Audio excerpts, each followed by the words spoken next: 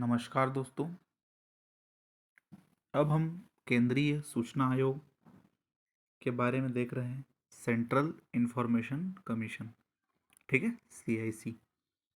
इसका गठन 12 अक्टूबर 2005 को किया गया।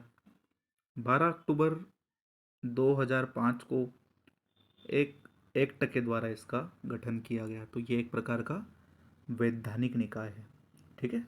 संविधान के किसी भी अनुच्छेद में इसका वर्णन नहीं है, इसलिए ये संवैधानिक निकाय नहीं है। ये एक एक्ट के माध्यम से आया।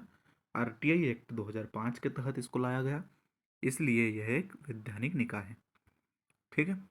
इसकी संरचना की बात करें तो 1+10 मतलब एक अध्यक्ष होता है और 10 सदस्य होते हैं, ठीक है। अध्यक्ष और सदस्यों की नियुक्ति के लिए एक कमेटी होती है।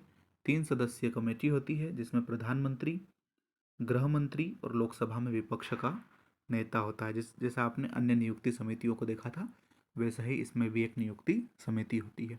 कार्यकाल की बात करें तो 3 और 65 मतलब 3 वर्ष या 65 वर्ष जो भी पहले हो वो इसका कार्यकाल होता है। अध्यक्ष और सदस्यों का कार्यकाल समान होता है। नियुक्ति, हटाया जाना और त्यागपत्र की अगर हम बात करें तो इसकी नियुक्ति केंद्र सरकार के द्वारा की जाती है। त्यागपत्र भी केंद्र सरकार को दिया जाता है और हटाया जाना भी इसको केंद्र सरकार के द्वारा किया जाता है, ठीक है। प्रतिवेदन, तो प्रतिवेदन सामान्य रूप से एक वैधानिक निकाय है, तो केंद्र सरकार को प्रतिवेदन सौंपेगी और केंद्र सरकार फिर सदन के दोनों पटल पर इसको रखवाता है, ठीक है। कार्य की अगर हम बात करें तो सूचना से संबंधित जो भी काम होते हैं, जैसे सूचना अधिकारी की अनुपस्थिति में सूचना प्राप्त न हो पाना, सूचना अधिकारी के द्वारा पैसे मांगना, सूचना अधिकारी के द्वारा गलत या भ्रामक सूचना दी जाना। तो RTI एक्ट के द्वारा जो भी सूचना प्राप्तकर्ता के द्वारा सूचना की मांग की जाती है, उसमें किसी भी प्रकार की कमी या परेशानी आती है तो वो आपका केंद्रीय सूचना आयोग को निपटारा उसका करता है, ठीक है।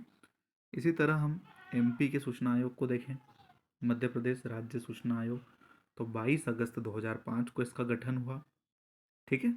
अब यहाँ पर अंतर सिर्फ आपको ये देखना है कि 22 अगस्त और 12 अक्टूबर, ठीक है। बाकी संरचना भी वैसी ही है, कार्यकाल भी वही है।